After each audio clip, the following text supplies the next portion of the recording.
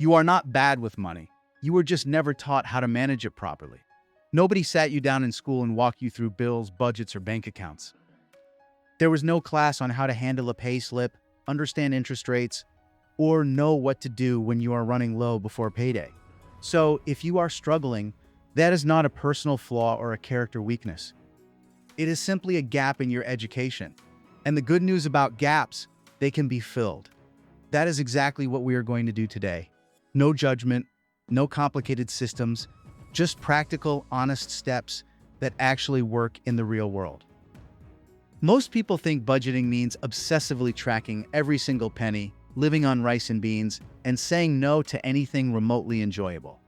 That picture puts people off before they even start. But that is not what budgeting actually is. A budget is simply a plan for your money.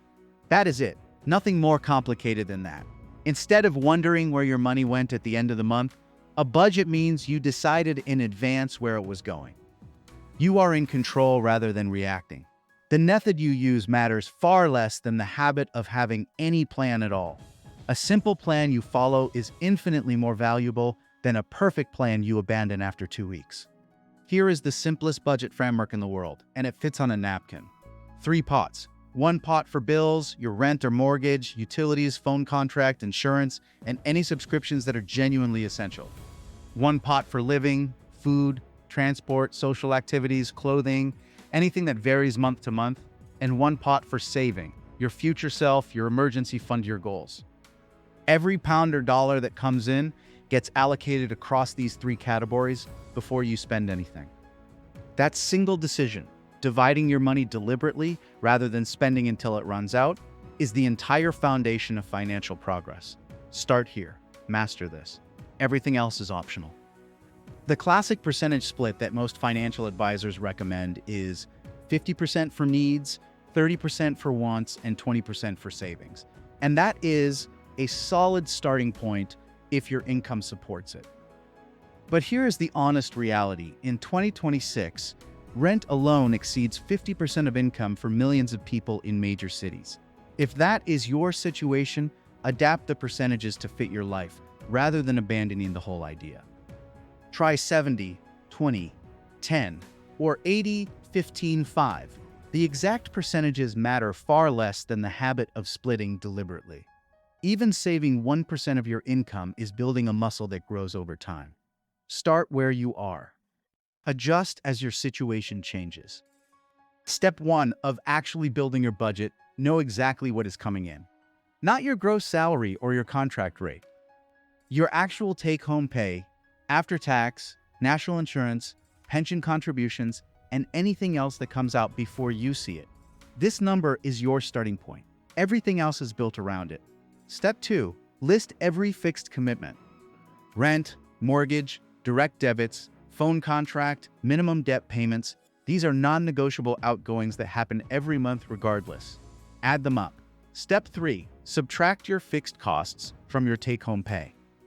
What remains is your flexible money. This is what you divide between living and saving. Knowing this number precisely changes how every spending decision feels. The most revealing exercise you can do right now costs nothing and takes about 20 minutes. Pull up last month's bank statement on your app or online banking and go through every transaction. Highlight or mark each one in 3 categories: essential bills, flexible spending, and savings. Most people do this once and are genuinely surprised, not by any single large purchase, but by the accumulation of small ones they had completely forgotten about. The $3.99 app, the food delivery charge, the subscription that renewed quietly. This exercise is not about shame. It is about visibility. You cannot make better decisions about something you cannot see clearly. Now, the most powerful step: automate the system so it runs without willpower. The moment your pay lands, set up automatic transfers. A fixed amount goes immediately to your bills account to cover all direct debits and standing orders. A fixed amount goes to savings. We will come back to how much in a moment. What remains in your main account is your guilt-free spending money for the month. You can spend it however you choose with zero anxiety because the important things have already been handled. This structure removes the daily mental load of financial decision-making. It also removes the guilt. When your system is working, spending feels fine because it is fine, within the boundaries you have already set. Budgeting is not a punishment. It is not a restriction. It is a tool that gives you something most people never have around money: clarity. When you know exactly where your money is going, the low-level anxiety that follows most people around quietly disappears. You stop doing the mental maths at the checkout. You stop the end-of-month panic. You stop feeling vaguely guilty every time you spend anything. Instead, you feel in control. And that feeling of control is the foundation that every other financial goal is built on. Start this week, even roughly, even imperfectly. The direction matters more than the precision. Subscribe to MoneyPatch for more plain English money guides every week. Small steps, big change.